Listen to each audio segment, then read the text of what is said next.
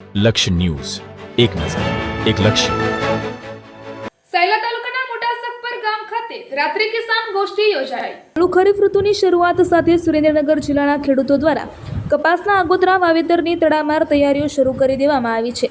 ખેડૂતોને વાવેતરના મહત્વના સમયે જ પ્રાકૃતિક કૃષિ અંગે અદ્યતન અને વૈજ્ઞાનિક માહિતી મળી રહે તેમજ ખેતી વિષયક સમસ્યાનું સ્થળ પર જ નિરાકરણ લાવી શકાય તેવા શુભ આશય સાથે આત્મા પ્રોજેક્ટ સુરેન્દ્રનગરના ઉપક્રમે સૈલા તાલુકાના મોટા સખપર ગામે રાત્રિ કિસાન ગોષ્ઠી યોજાઈ હતી, જેમાં મોટી સંખ્યામાં સ્થાનિક ધરતીપુત્રો ઉત્સાહભેર જોડાયા હતા.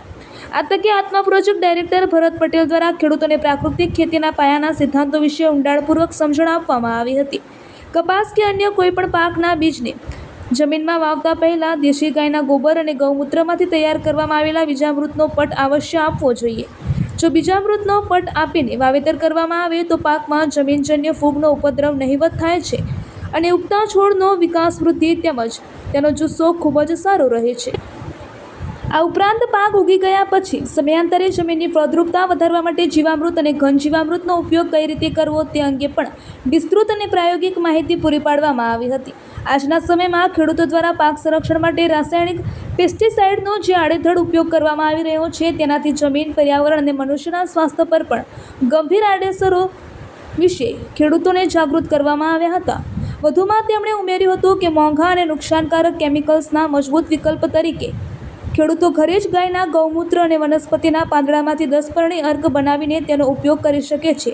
જો ઝાલાવાડના ખેડૂતો આ કુદરતી કીટનાશક તરફ વળશે તો સમગ્ર કૃષિ ક્ષેત્રને 100% ઝેરમુક્ત બનાવી શકાશે તેવો દ્રઢ આશાવાદ વ્યક્ત કરવામાં આવ્યો હતો.